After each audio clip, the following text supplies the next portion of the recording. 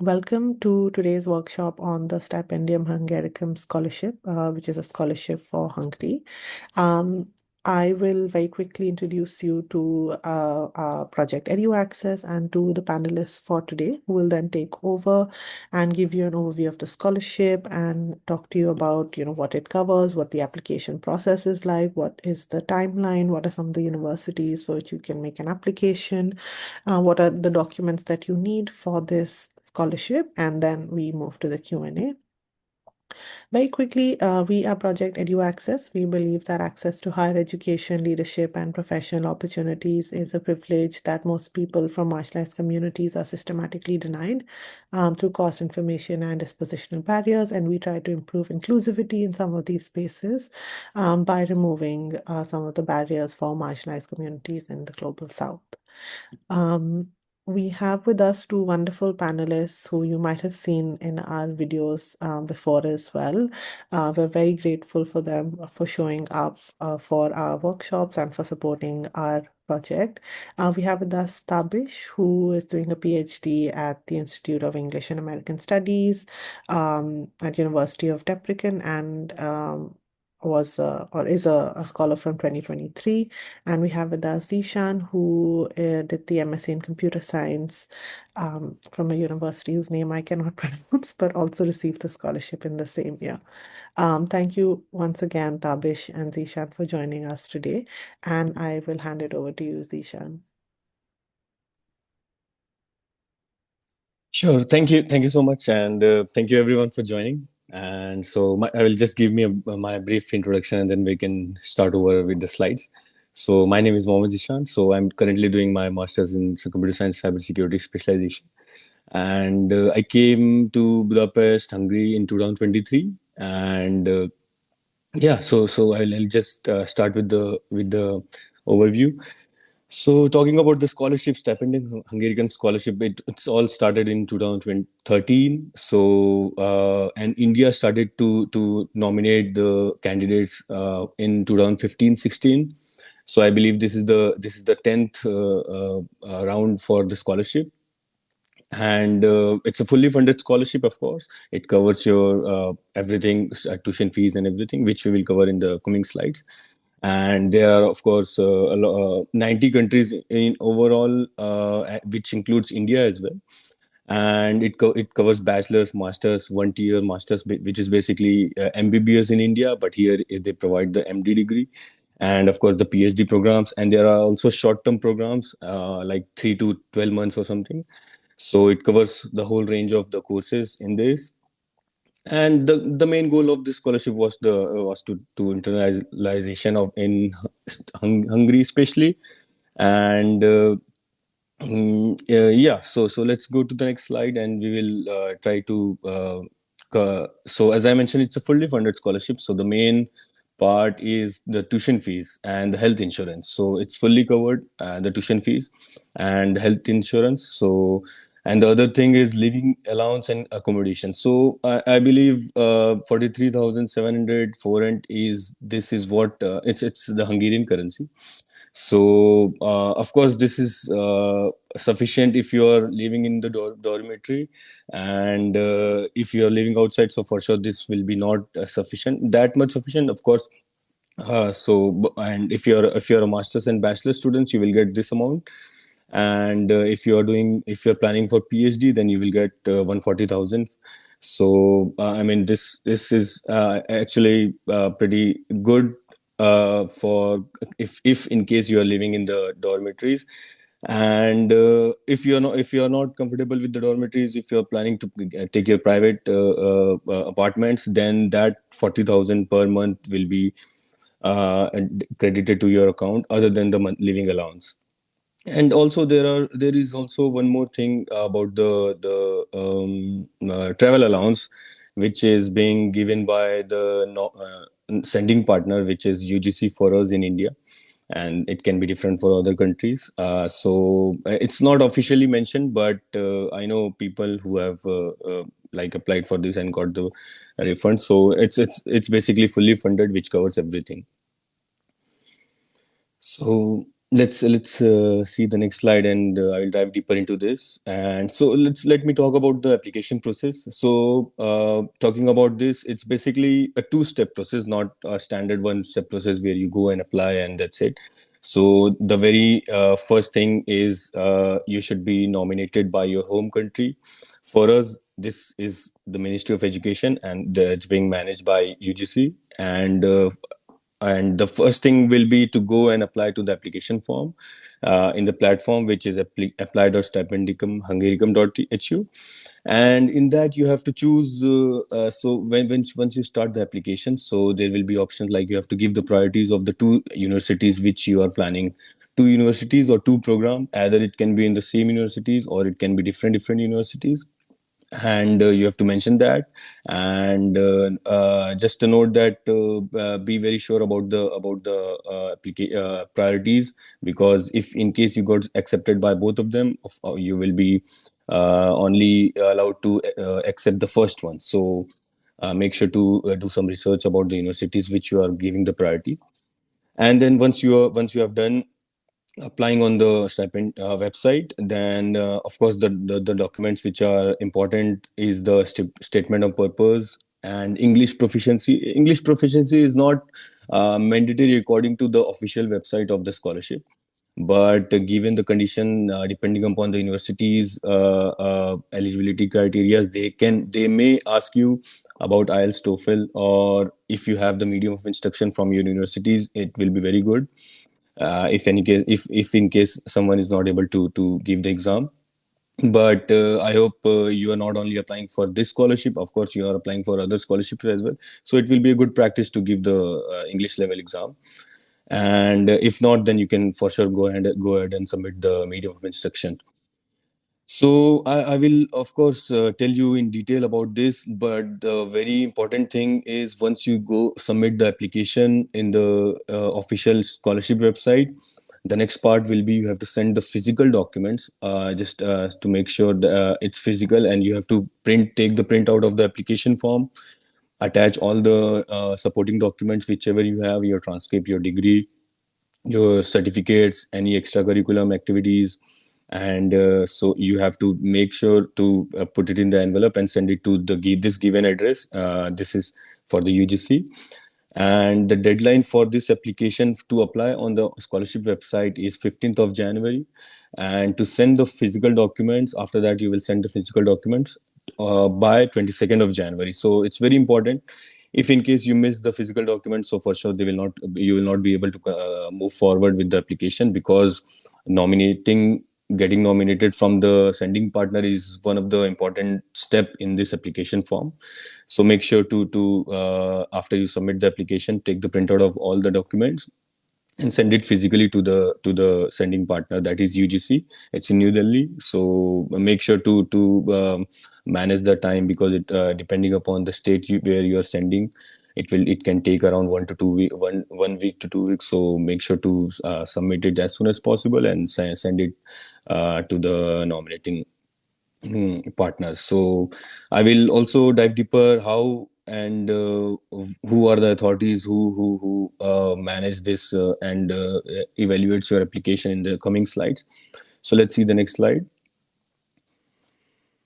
So, as I mentioned, the deadline was 15th of January to apply on the scholarship portal, that is Hungaricum website. And the deadline to submit the documents, physical documents to UGC is 22nd of January. And so once you have submitted the documents, so after that the evaluation process will start, and which may includes interviews from the universities, like depending upon the universities you have chosen. So the universities can decide whether to take your written exam or oral exam. For me personally, I have chosen both the universities. They have taken my written exam first, and then my oral exam, and then they have sent the results to back to the TPF, that is the managing partner in Hungary, and then they decide who to give the scholarship and the acceptance. So it's not mandatory, of course, depending upon the university's criteria of selection. It may vary from universities to universities. For me, it was both of the universities which I have chosen in the priorities. They have taken my interviews and exams. So yeah, and by the end of February, I think, and mid of March, UGC, the nominating partner, will release the results. Of course, they have this quota for each of the like undergraduates, masters, PhD. So it's around 50 for undergraduate, I guess, and 40 for masters, and I think 30 for PhD, 75 for masters, sorry, and 30 for PhDs. And there are other short courses as well, which have 45 seats. So these are the maximum seats. It's not mandatory that they will always fill these seats, depending if they find the eligible candidates, of course. But still, according to the data on the Hungaricum website, like most of the students came for masters, and then bachelor. So yeah, depending upon your priorities, you can apply for that, and the final result will come in June, by all the scholarship acceptance, university acceptance, and after that you can start processing your visa and everything, and the session starts from September. So it's the whole timeline is designed to have some time to apply for visa, because of course it may take some time. So yeah, so let's go to the next slide, and then I'll talk about more how this actually um process. So who can apply? So for sure, initially it was there were 80 countries. Now there are 100 countries according to the website, and their official website. And for them you have to for sure you have to meet the academic requirements. So every nominating partners have their own mm, eligibility criteria. For UGC, they have, you should have minimum 70%, 60% in the previous education, and of course you should be a citizen of India, and there are age criteria as well. So it's not the age mentioned on the UGC guideline is not applicable for bachelor students, because technically it's not possible, because it's mentioned 2003 born after are not eligible. So it's not applicable for bachelors. It's only applicable for masters and PhD candidates. And yeah, so and if you have have the scholarship before like the Stipendium Hungaricum, you cannot apply for the same level of scholarship, of course. So suppose I have done my master's, so I cannot go for another master's in the same program. I can go for the higher level, that is PhD or different. So this is what it's mentioned. And so if you're planning to for your further studies with the Stipendium Hungaricum Scholarship, so make sure to go for the higher program to be nominated from your sending partner. And as I mentioned, English and Hungarian language proficiency, so it's been decided by the host universities which you choose. So some universities can ask you to in the interviews, they can check in the, they can ask you for certificates. But if you have then make sure to upload it. It's like it will be very helpful for your application. So yeah, so there are around 30 Hungarian higher educational institute which participates, and there are more, I guess. It's keep on adding. Depend varying upon the natural science, the domains: natural science, engineering, social science, and humanities, and law, and everything. So depending upon your priorities, you can apply. And of course, there are a few popular websites. I mean, in terms of their specialization and everything. So they have this University of Szeged, Pécs, and Debrecen, and in Budapest they have this university BME, and Eötvös Loránd University, where I study. So each university, it's there is no priorities for you. So maybe you can maybe you have did some research about this. Maybe some of you know about University of Miskolc, which is best for MBA. and Semmelweis University, University of Pech, which are good for medical courses if you're planning for medical courses as well. And of course, for computer science and science related LTA and BMEs, these are good universities in terms of research and publications and everything. So depending upon your priorities, you can choose any one of them. And if any one of you planning for universities in Budapest, specifically LT, you can for sure contact me or ask me any questions related to that. I will be very happy to guide you. And let's see the next slide. And so yeah, so this is the important step, which I'll tell you in detail everything how it works. So from a candidate point of view, you just have to apply on the website of the scholarship, and the second part is you have to send the documents to the UGC. That's it. But behind the scene, the internally how it goes is, so once you apply on the website, the scholarship website, and then you send the documents to the UGC. It's completed from your side. So first, your so there is a government Hungarian government agency that is called TPF, like Tempus Public Foundation, which is responsible for managing all the international education programs and including this scholarship. So first, they will evaluate your application, not technically but on paper, right? If you are eligible, if you have uploaded all the documents and everything.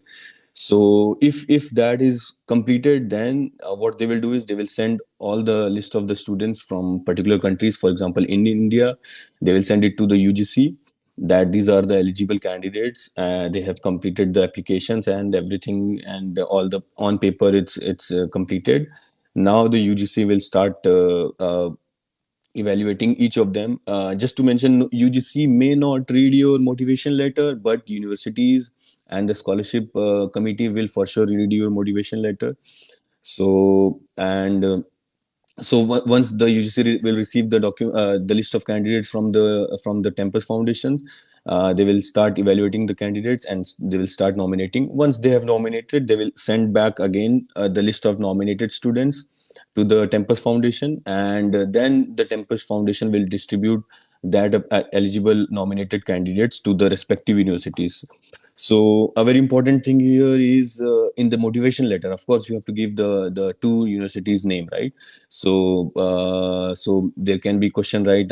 Which university should I mention in the motivation? For me personally, you should not directly write the name that I am prioritizing this university or that university because of this, because once the Tempest will distribute your eligible nominated applications to the universities, universities will not see your priorities, but they will just get your documents, your application. So they will not see that these guys have this person has choose this university first and second. So they will just read your the application, the motivation letter. So it's very important to mention in general, like I have chosen this university, for example, for because it's good in research and science and maybe computer science, and the other universities I have chosen, of course this is also good. So don't try to mention more like the priorities in the motivation letter.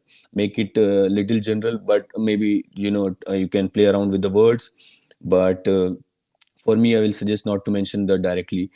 So depending upon the universities, now the universities have received your application. If they found you eligible, then they will start the interview process or exam.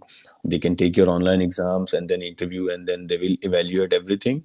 And then once the evaluation is done, they will send back the results to the TPF, and the TPF will decide based on all the results they have gathered, and they will release the final scholarship list, which will be in June, which I mentioned.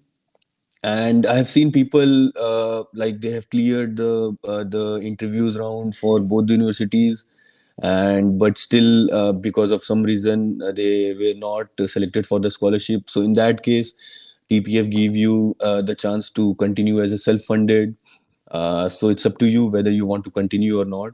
So until and unless you have received the scholarship letter, don't like rely totally on this, or maybe if you're planning to leave your job or something, so don't do this until unless you receive the scholarship letter, because there can be some chances like they will you or anyone will be not awarded the scholarship. So it's very rare, but I have seen people in my time when I was applying. So yes, so yeah, so of course the evaluation is based on academic merit, or whatever your experience. If you have work experience, it's very important to mention. And if you're associated with any organizations extra curriculum, you should for sure mention this, because these are all the things I believe they take into consideration while evaluating your application. So let's see the next slide, please. So, as I mentioned about the motivation letter, so make sure to write it, and there is a word limit, right? You don't have to upload the PDF, like you can write in detail 2 pages motivation letter. I believe there is a word limit, so try to work around with the all the include all the important parts, either it's your work experience, your academics merits, or anything which is related to your application or your course. So the transcripts are very important. And of course there are a lot of people who have not received their final degree, or maybe final transcript, they are in their final year. So, and maybe some of them don't have their passports ready, or they have applied for the passport. So don't worry, it's not a problem. So in that case, what you can do is you can just upload whatever you have, and either you can get a letter from your universities, or if they provide you that you have completed the this semester and the results are awaited, your degree will be provided next year or whatever, you can apply with provisional if you have. And for the passport and other things, you can also upload a declaration form. So it's a very general declaration form that you said that I have applied for this. Currently I don't have the passport or any degree, my degree, and I understand the condition. So if I am not be able to submit it by, so you have to submit all the required documents once you are nominated and everything by 1st of August. So you have to mention this in the declaration form that I will submit all the required documents in by the 1st of August. And if not, then for sure you can I mean, you just have to write that I will submit it, so that they will take into that consideration. And and there is no problem if you don't have, they will not reject you directly. If the main thing is passport, if you don't have, you can submit your national ID card, that is Aadhaar card or anything which you have, just for the sake of identity proof. So, and later you can provide them. And CV recommendation letter also is very important if you're applying for masters and PhD, of course. So I have seen multiple cases like in some universities they ask you to write the email ID of your professor, of your recommender. So, or the other case is they ask you to upload the PDF directly. So depending upon the universities, so if they want directly to contact your the professor or the supervisor who will give you recommendation, so you just have to write their name and the email ID, and they will contact. And then from their side, your professor or supervisor, they will upload your recommendation letter. And the other way is you just get the certificate from them and upload it to the portal. That's it. So recommendation, if you have at least two, is okay. And maybe one from your academics, and if you have work experience, for sure you can get one from your employer if they are willing to give you. Other than that, if you don't have, then for sure minimum one is required. And it's good to have from your supervisor or your degree, master's or bachelor's thesis, because they can like define you very in detail and technically what it's needed in the recommendation letter.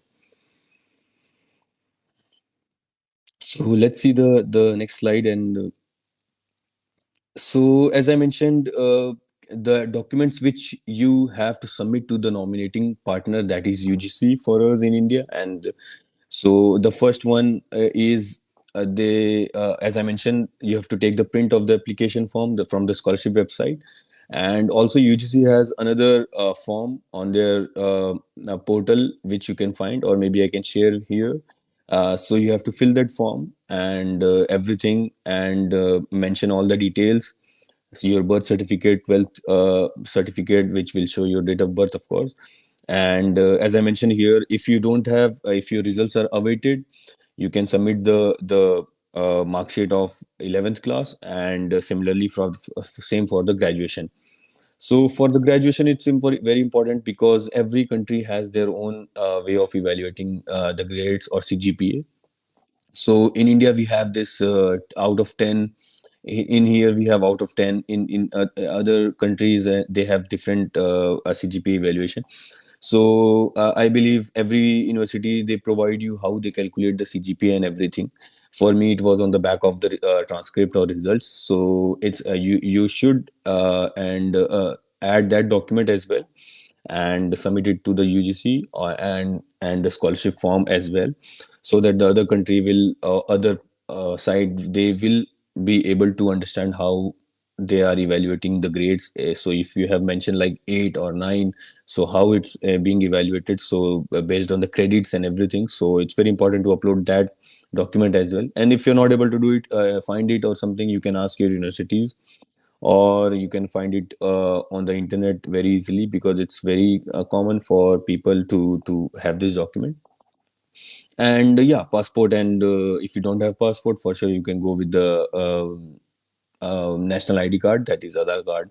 Don't upload PAN card or something, because I think PAN card is not an identity card. Because I think Aadhaar card is sufficient if you don't have right now. But make sure to apply for the passport if you haven't applied, if you're planning for to study abroad, or in future, or now, or anytime. And upload the declaration form, that's it. And after that, once the visa, before the visa process will start, you should and you must have the passport and everything in your hand. So let's see the sample of the, this is the sample which I was talking about, which is provided by the UGC, and it's available on the UGC website. You can find the this document. So just to mention, you just have to take the printout of this form and fill it, that's it. No other, there are 5 to 6 pages. This is the important part. Don't print other pages as well, because these are just the informations. So mention everything, what subjects you are applying, and if you have already, if you're currently in the Hungary on a scholarship, which level you are studying, what are you planning further, like PhD or so. So they just need to evaluate whether you are not applying on the same level, so that other people should get a chance or something. And yeah, so if you're not able to find it, let me know, I will share with you, and maybe the team will also share with you the form. So let's see the next one. I think it's about general tips. I think Tabish, can you, because Tabish is, I think, in a good position to mention about this PhD process. Can you please?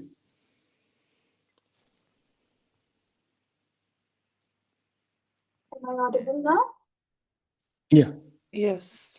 Good afternoon, everybody. Good afternoon, everybody. So yeah, as Zishan has already mentioned, the most important parts about the application, the process and stuff. Here we go about this is really specific to PhD applicants here. What requirements do they have to actually apply for the application? As you all know that you must have a research proposal.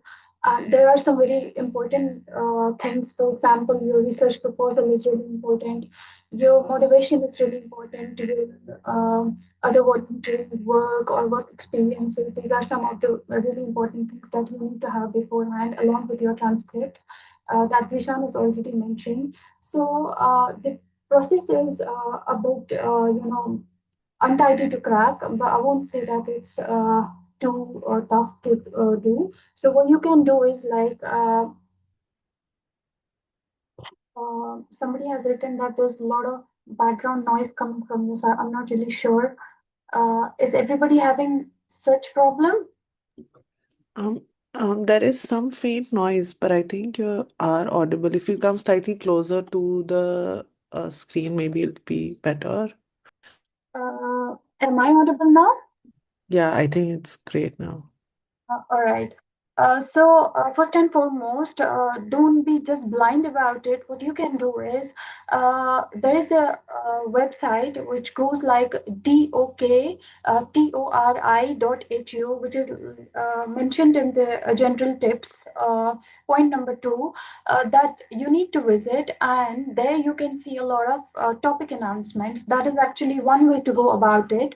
But the other way is every university and the potential supervisors are already mentioned there, and they have announced topics. But the other way to go about is if you are really interested in doing what you really want to work upon rather than what they are announcing, it's always better to actually find your interest and see the potential supervisors on the official websites of the university. So you need to visit the university websites, and you need to match the interests with the potential supervisor and email them informally. Otherwise, if you want to work with the announced topics that are mentioned on doctori.hu, it's they're already mentioned there. You need to then email the supervisors there and grab somehow the acceptances and tell them that you want to work on this topic, and maybe send them your research proposal and send them your CV, so they can like examine that if you are fit for the topic or not. And with regard to your research proposal, I think it is important that you make a very clear and concise research proposal. You need to outline your objectives, your methodology, and what is the relevance of your research. It's very important to mention. So, specific to this part, I think it is better to work extensively with your research proposal. Uh, you need to keep one thing in mind, that no chat GPT, no, no, I mean, you don't need to, play around with GPT and stuff. The research proposal should be really, research oriented. It should be, filled with lots of extensive studies from the area itself, right? And also, here the you need to be a bit tricky in actually framing it, in tailoring it. Sometimes you sometimes there are some missing parts that you have not actually mentioned, but your supervisor would want you to include them in your proposal. So you need to tailor it according to the supervisor's attitude and also the university's preferences too. And how do you get the acceptances? I've already mentioned that you need to email your proposal and your CV to the potential supervisor and ask them beforehand. I think it's better to have it in your hand before 15th of January. That is the deadline for the scholarship. It is better to have it beforehand and upload it on the portal. It always has an bent while UGC actually evaluates your application process. If they already see an acceptance in your profile, in your documents, you're good to go then, because that's what you need basically. And also for the TPF, the Tempest, the higher education body of Hungary, they also look for these things in your application. And also, how do we do this? You do the supervisor, the potential supervisor, when they're gonna give you the acceptance, it should always be on the letterhead of the university and always signed by the head of the doctoral school. You need to mention these things beforehand to the supervisor, because not all the supervisors have an idea that how to provide you an acceptance, but this is the acceptable form of the acceptance. Once they provide you a written scanned document via email, check two things, that it's on the letterhead of the university itself, and it is signed and stamped by the head of the doctoral school. And also, a very important part is writing a compelling motivation letter. I usually tell this to people that this is a very important part of your application. Don't for especially for PhD students, it's a luring. I mean, like you'll have to lure your supervisors in, or you'll have to tell them that why you are a perfect fit for the scholarship. Then you need to play around with words very carefully. You need to highlight a few of your credentials that are really important. As Ishan has already mentioned that there is the word limit, right? The application itself has like set word limit for the motivation letter. So be very careful. Even if for the PhD candidates, um, uh, the motivation should be, I mean, generalized because you're applying for two universities, right? But it should be framed in a way that you are clear and concise about your project. How to go about it, like how you are a good fit for the scholarship itself. Uh, Very important in this thing is you present yourself in a way that they are bound to, select you. And also, apart from this thing, it's not mentioned here, but it is always good to have publications for your application. I think people who already have publications, there are less very meager chances that they reject them.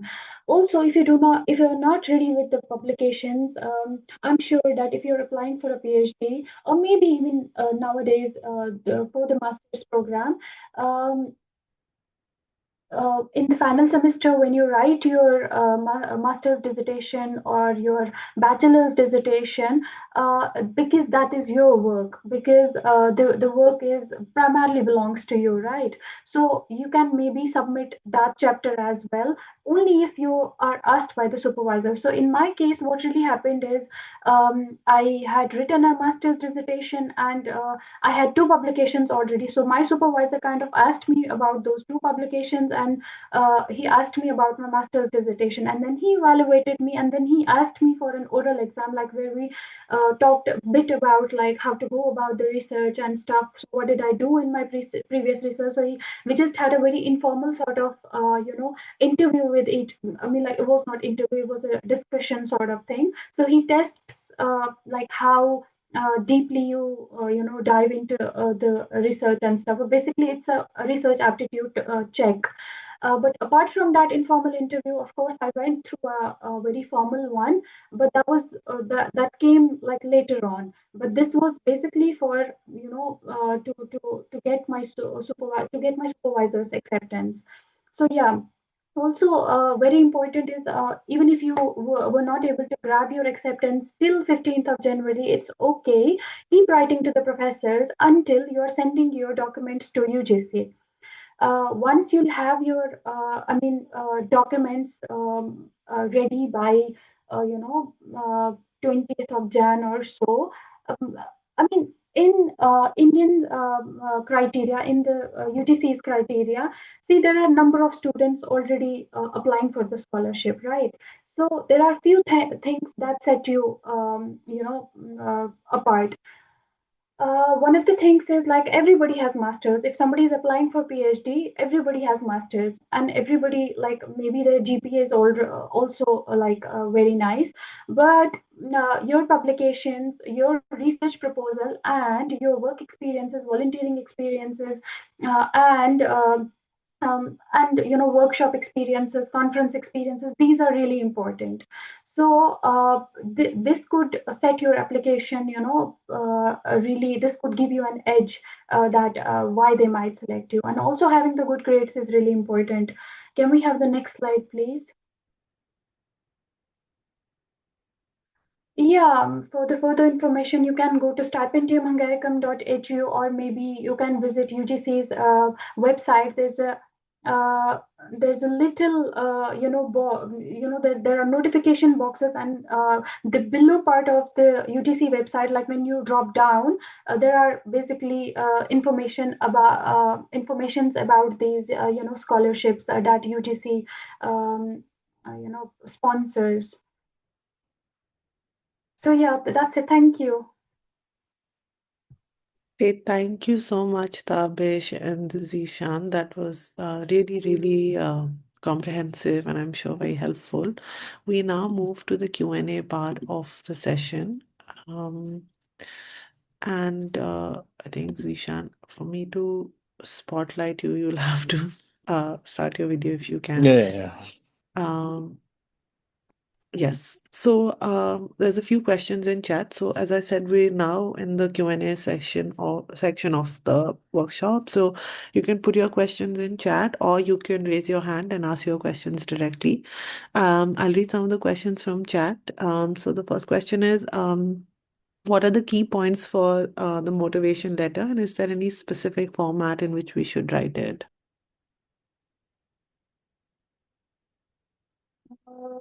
The motivation is, as I already mentioned, that the motivation is a luring in process. Okay, you are trying to tell them why are you a good fit for the scholarship. So you can start with maybe your positive points, your credentials, highlighting if you have some, good credits to your name, and you can start with these points and tell them that, and then manifest your research interests and try to link it with their university's research interests. That's how you actually build your motivation letter, and it should be highly, highly, highly personal. No chat GPT, because I think my letter of motivation would differ from yours, and I think in the similar manner, everybody's motivation should, differ from anybody else's. So don't go with a certain format. Think and carve your motivation very personally. Credentials, why are you a good fit, your research interests, their research interests, this should be like in amalgamation. Yeah, I don't think so. There's any research, there's any specific research format for it. But yeah, one thing that you need to keep in mind is, because you're applying for two universities. Usually, when we apply for a single university, single scholarship, the you usually mention the university names, and then you work around the same university's research ideology and stuff. But here you have to be a bit tricky. You'll have to make a very generalized motivation letter, because you're involving two different universities. But I'm sure, since your interests, since you're going to upload one research proposal, I'm sure you're going to frame your motivation in the same manner. Thank you so much, Tabish. I'll just read one more question from chat and then we'll go to the raised hands. The question is, I'm applying for a second master's and I'm currently working as an RA. Can you tell me how to include this in my motivation letter? I don't have any publications, but I have been working on one. Should I mention that as well? All right, that's a very good question. I'm not really sure what is RA. A research assistant. Okay, Yeah. okay. Research assistant. All right, that's already a plus point. Of course, that's. I mean, like, you have been into research, right? You need to mention them beforehand that I've been, working with this. Even if you want to mention the name of the topic, or maybe give a bit, tidbits about it. At the end of the day, they are looking for the research aptitude. As I already told you, that they are, looking for the people who already have research experiences, rather than the person who they would, I mean, like, now train. So it's better to mention it foremost, and then talk a bit about it, then expand it to an extent that where you are merging your interests and his interests in the same manner. Okay, your supervisor's idea of it.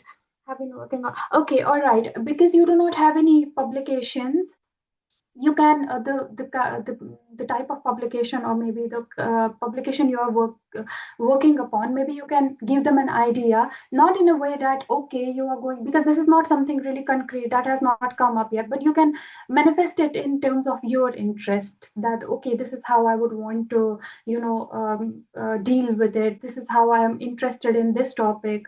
That's how you go about it. I think I can add about this, because he mentioned that he's going for the masters.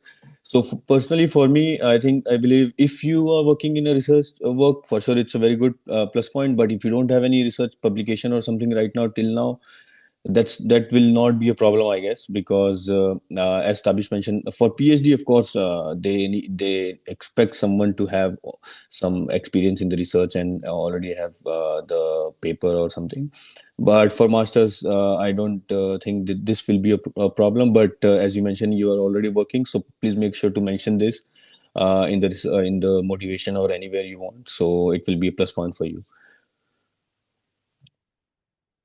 Great. Thank you, Tabish and Zishan. I'll just go to the hands raised. So, William Cree, do you want to ask your question? Yeah, thank you for the session. I just have a couple of questions. Regarding the motivation letter, do we need to upload the motivation letter in the additional documents apart from writing in the 4,000 character limit in the portal? And my second question is that do we get any confirmation email or something that our documents has reached the UGC? Do we get any such kind of confirmation? All right. Regarding your first question, that since it's a limited word um, um, document, I think it is better. Like that's how I did it, and I think a number of other students who got accepted did it.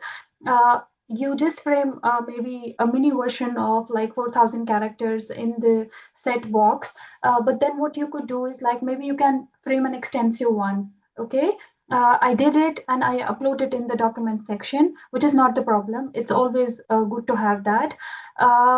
Regarding the confirmation, I don't think so. You'll get a confirmatory email because there are hundreds and hundreds and hundreds of applications reaching to the UGCs. It's not even the website portal that you'll get an automated reply, right?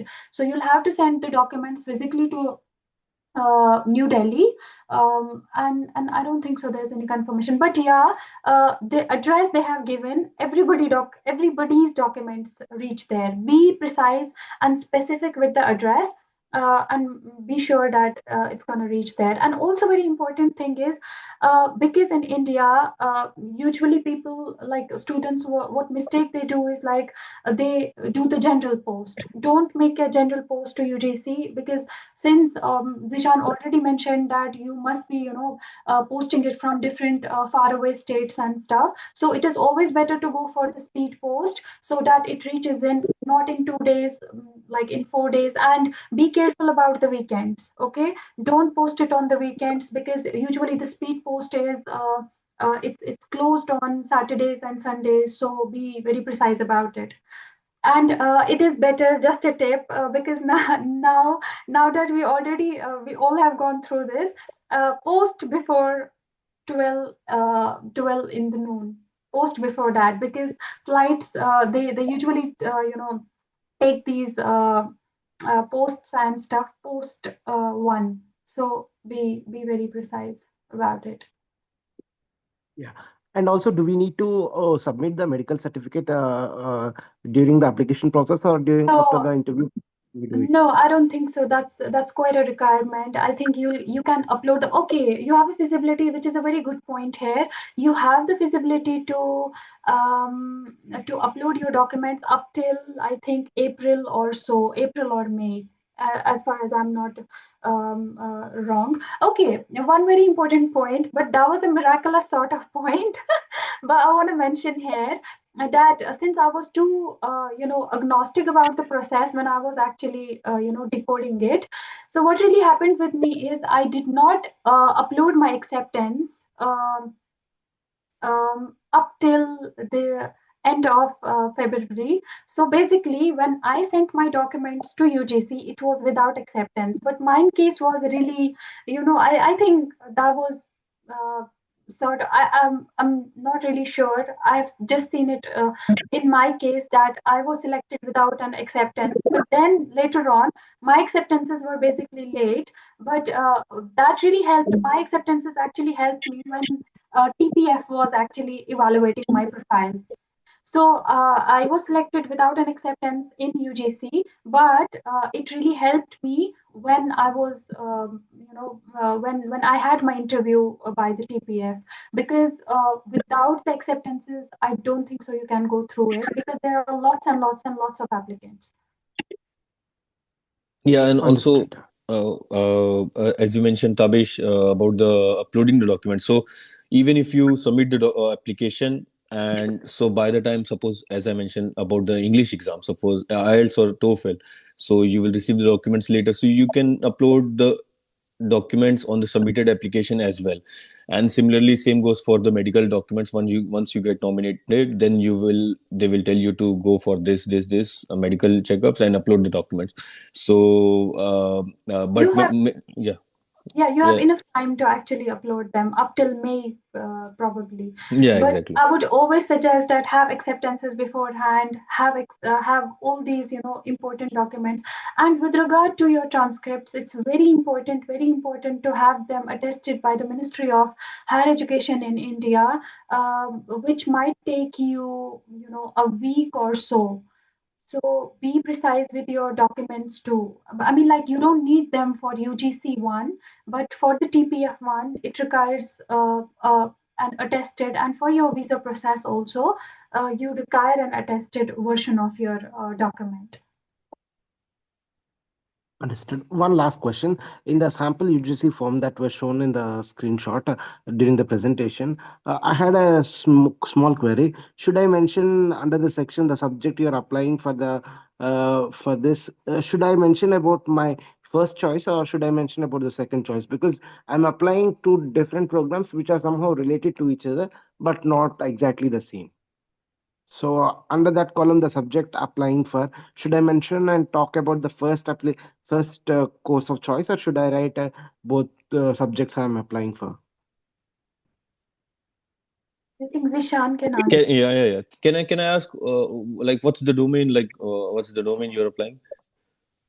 Yeah, first choice is international relations, and second is international public service. So I think you should mention the general one. Like international relation is good. You don't have to specifically mention all of them or both of them. So it's one will be good, and they will evaluate according to that. So it's not an issue. I mean, some people say it's better to mention only the first university choice program, so to be on the safe side. I mean, the domain you are applying is as you mentioned. You can mention the just the international relation. I think this is a good point to mention on the topic if they are specifically asking for that. So just mention it doesn't matter whether it's your first priority or second priority. Just mention the international relation, I believe. Perfect, perfect. Great. And do you, I mean, I just wanted to hear your thoughts about the Ludovica University at the Budapest. I mean, is it very competitive to get in, or it's slightly okayish? Which in the BME you mean? Which one? Ludovica University, University of Ludovica. Oh no, I have not heard. Tabish, you know about this? I'm not really sure about this. I have not heard about this. I don't think so. It would be really competitive, but because Yeah. yeah, because we didn't hear about this. But yeah, there are some the mentioned universities are really competitive that are already mentioned in the slides. Yeah, it is formally called as a National University of Public Service. Yeah.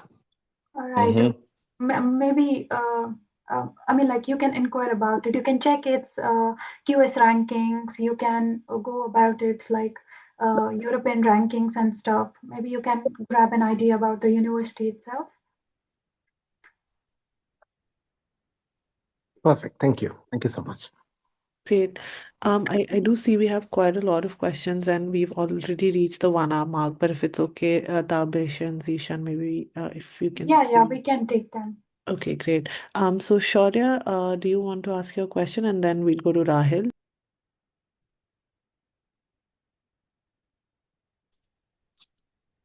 Ma'am, is my voice audible? Yes.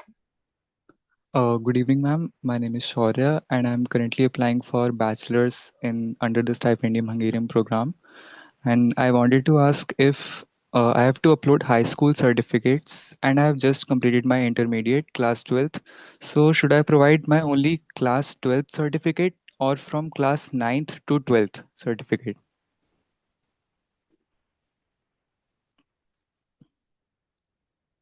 All right. Hi, Shurya. Good evening. Um, all right. I don't think so. You'll have to upload the class 9 certificate. It's better to have your 10th mark sheet, 10 degree certificate.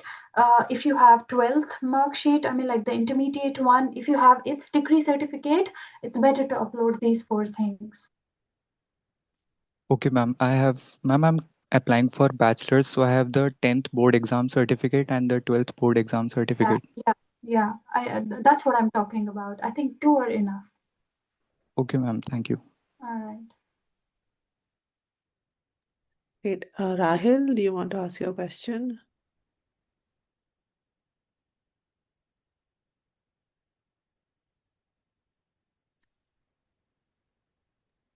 Rahil, you're, Ma'am, yeah, sure, yeah. Ma'am, actually, I have one more question regarding the proof of proficiency, and I actually haven't given any competitive exams such as IELTS or TOEFL. I have the proof of proficiency certificate from my previous institution where I completed my 12th class. So, should I upload it as an alternative if I don't have any certificate? Definitely, Shaurya. It is important to upload that, and you actually have the requirement to upload that. If you do not have your English language proficiency, like for example TOEFL and stuff, so what you could do is like upload it. But I would suggest, this could be the case. That depends upon which university you are applying for. They usually have their like their own criteria. Sometimes they test your English proficiency on their own, and it is usually done through the interviews. So don't worry about it. Upload the proficiency and then see what could be the further advancements in the application process. All right. Okay, ma'am. Thank you. Great. I see that both of you are also responding to the questions in chat. So if the participants have put their questions in chat, then both Zishan and Tabish are responding to them in chat. I think there's one clarification question about a recommendation from professors for the PhD. I think, yeah, they're just asking sort of, can you talk maybe a little bit about recommendations that are needed for a PhD application? um, for the recommendations, two very important things. Firstly, it's a time-consuming process because your professors usually aren't too available to do that. So there are two ways to go about it. If your professors back home, like your home country, where you did your master's, bachelor's, or anything, anywhere that you would want to grab your recommendations from, you need to inform them beforehand. See, they have lots of work, and framing a letter of recommendation is not too much of a toil, but if you can already inform them about where you are applying, what you are trying to do, and ask them to write you a letter of recommendation, it would be really nice. I mean, grab at least two. Okay, grab at least two. And usually, if you have done any project and if you have done any dissertation, if you already worked on a dissertation with any professor, it's usually really nice to have these recommendations from the previous worked with professors. Okay.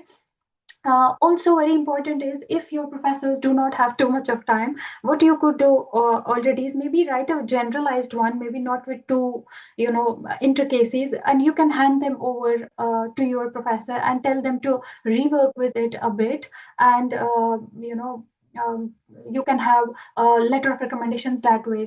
Zishan has already mentioned that there are two ways to actually deal with the letter of recommendation. Sometimes some applications are like where you need to just upload the letter of recommendations, like 2 letter of recommendations. But then there are sometimes what really happens is they ask you to upload it on the application, and then the professors are supposed to actually they ask them to actually upload the letter of recommendation, then they connect with the professors on their own.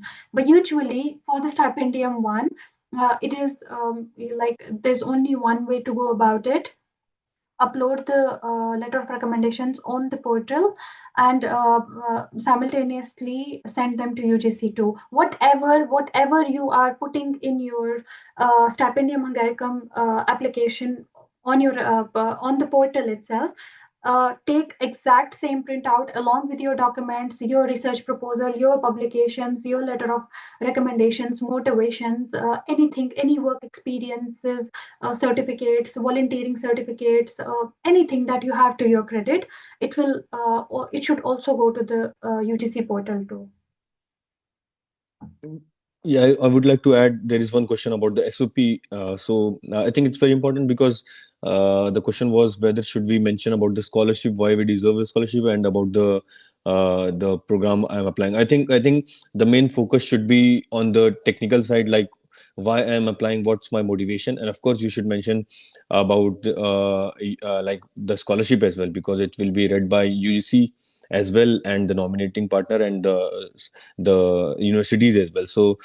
So try to make it both, but focus on the more on the technical part, your course and your motivation to apply, and this. Yeah, there is one question in the chat box. It's by Afia. So she's applying for MBA, and she's asking for the university recommendations, right? Zeeshan has already mentioned for MBA, University of Miskolc is really nice. It's MISHKOLC, University of Miskolc. But for Cornelius University, I don't think it's really a good choice for it, because it's a humanities centered, humanities oriented university. So it is good to go for BME, LTE, or University of Miskolc. For that matter, University of Debrecen is also a good choice. Great. Rahil, I see you raised your hand again. Do you want to unmute and ask your question? If you're not, Yes, ma'am. okay, great. Go ahead. Yes, ma'am. Am I audible? Yeah. Basically, I'm applying for the same course in the 2 different universities. So my question is how I can make a cohesion between the 2 universities. Can I mention one university in detail, or something like that in detail for the 2 universities, or I just mention the name of the university in my motivation letter?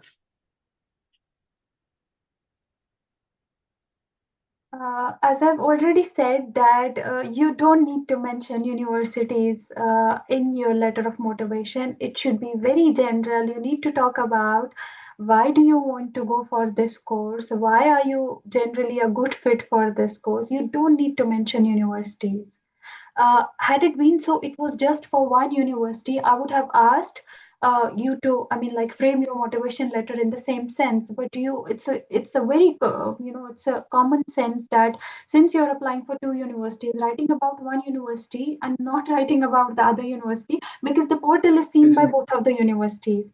The letter of motivation would be seen by both of universities. So having, like setting one university to a privileged position and the other one to an unprivileged position would set you in the wrong direction.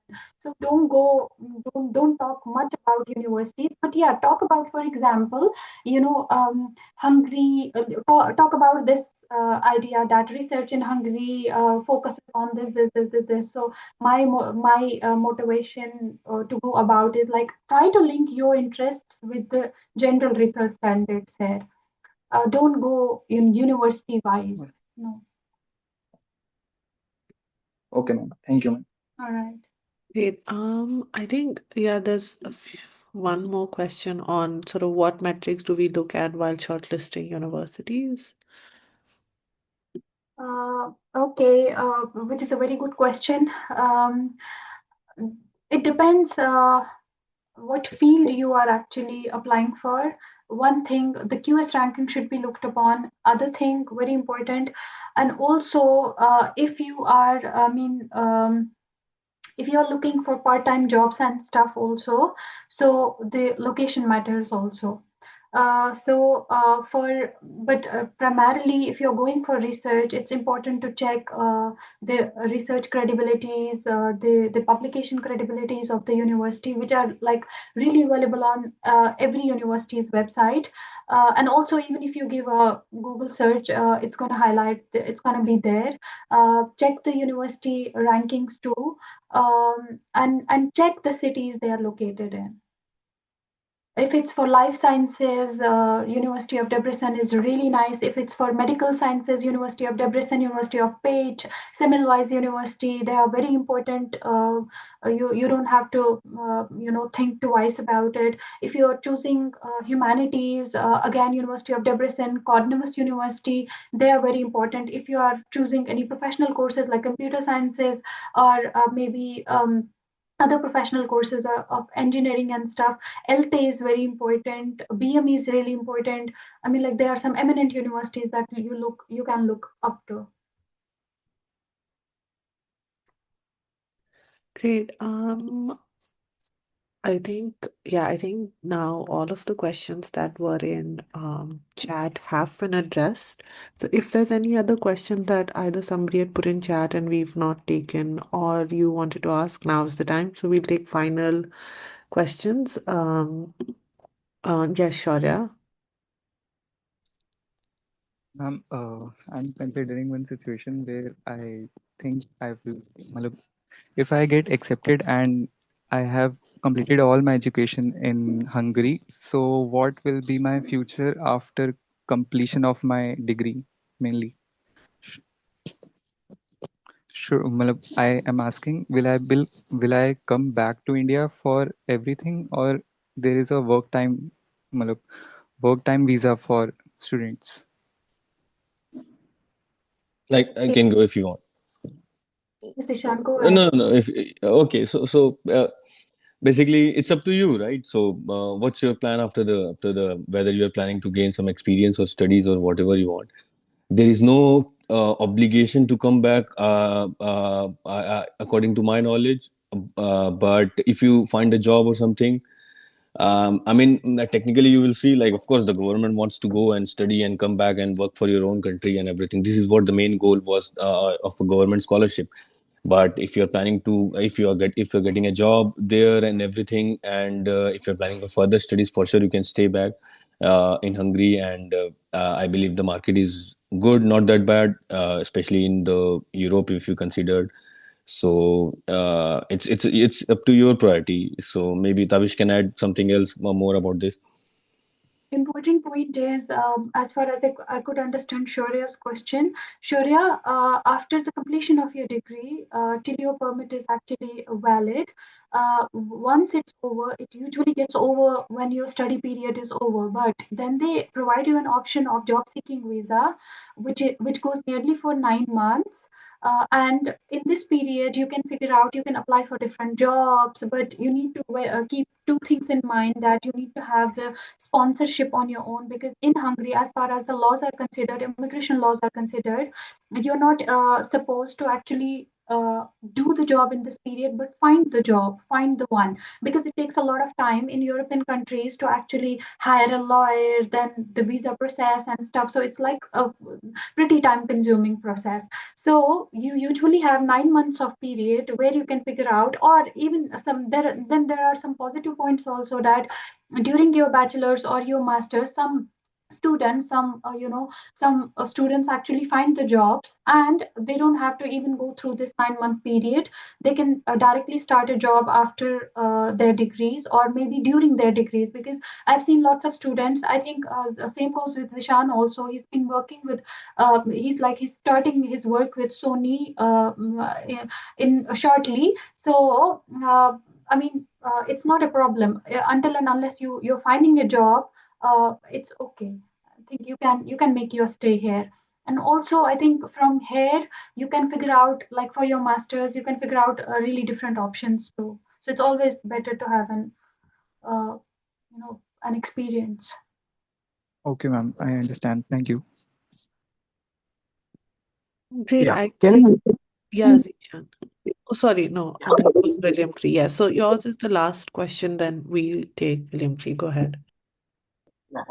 I mean, my question is that can you walk us through the interview process? Is it very technical, or is it somehow like a chevening or other interview process, or it's a, what kind of interview does it look like? It depends whether you're applying for a master's degree or a PhD or a bachelor's. Master school. All right, I think Zishan can answer that. Yeah, sure. For me personally, like what I have known and what I have from my friends and for me. So suppose, for example, I have applied for masters in computer science, right? So it was purely, of course, it will be and it will always be purely technical. So there will be some professor or maybe some coordinator. They will first send you, depending upon the universities, for LTA and for other university for sure, for BMU also, and for other universities also, they will first send you a technical exam. For me, it was coding exam. So if you pass that, then they will call you for technical interview. It's not very like very tough interview, like very hard questions or something. They just want you to know the basics of what you will do in the course. So they don't want like you don't know anything about this, but still. So but it's not very competitive, not competitive, but very tough. So it's in the middle and is more kind of easy way, but you should be prepared for that, and you should expect the questions from your field only. I would like to add here, I'm not really sure about the master's one, but for PhD, you need to be very well prepared about your research proposal. And apart from that thing, your basic knowledge about your subject is also checked. But primarily, it would be about, it would be a very friendly sort of discussion about your research proposal. But that's what I keep on telling everybody, that if you're framing your proposal, be very mindful of what you are putting into your proposal, because they actually look at very small details written in your proposal. So say for example, like I had put a reference there, and professors literally had me, they wanted me to open that specific page, that specific sentence, and explain it to them. And also it's very important that don't write anything that's without your knowledge, because they're going to ask about it, and if you fail to actually answer that, that's a blunder in any interview. Apart from that, you need to keep in mind that if you have any other research experience prior, like for example, one girl, I'm so sorry for forgetting names, she said that she already has the research experience, so like she's working as a research assistant. Make sure that you know your work best, because they're going to ask about it. Since I had already worked with University College London on a research project, they actually asked me about it, and they somehow wanted me to link it with my current research. So you should be very it's very important to be mindful how you're linking your previous research experiences with the current ones. And yeah, work on your proposal extensively. That's important. And yeah, the PhD interview is like quite a thing, because in my panel there were 9 professors sitting there. So both of the interviews were equally challenging, and it extended up to, every interview actually extended up to 45 minutes to 1 hour.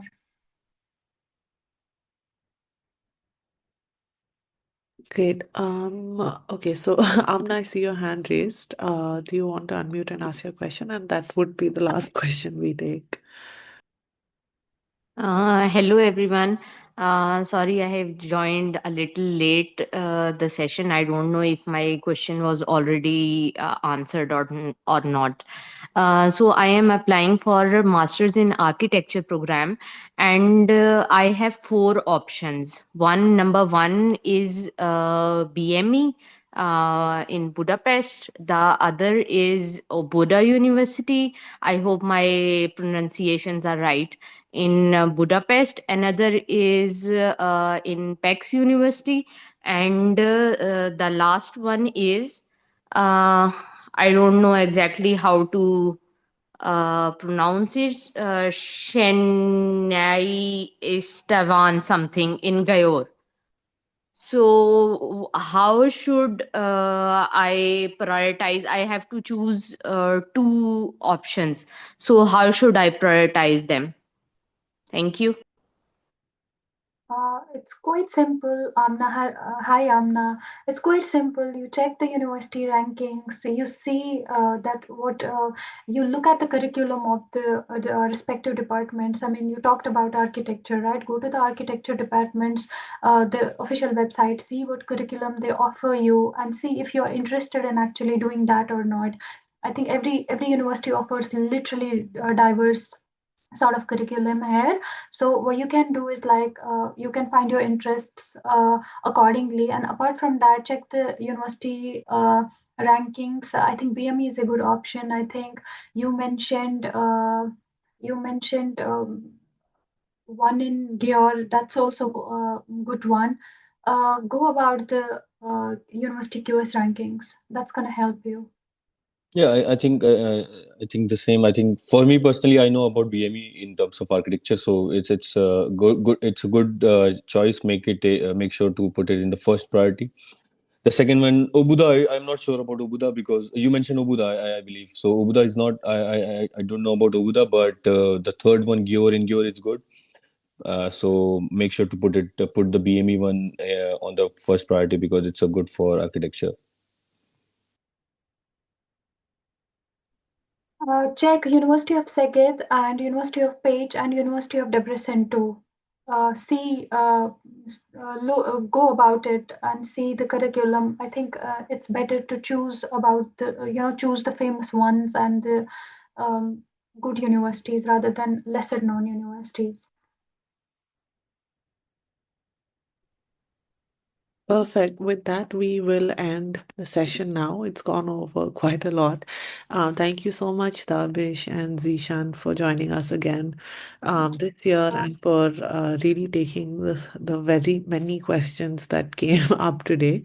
All the best, everyone, with your application, and I hope you have a nice rest of your Sunday. The recording of this workshop will be available on our YouTube channel. So in case you missed it, you can have a look at it by tomorrow or day after. We have another session on the Charpak Scholarship, which is another scholarship for Europe. So it's specifically for France. So that's happening in another 40 minutes, so 6 p.m. IST. In case people are interested, I hope to see you there too. So yeah, thank you so much, everyone. Right, Take care. Misbah. Bye-bye. Bye, Thank you. everyone. Bye bye. Thank you, ma'am. Thank you, sir.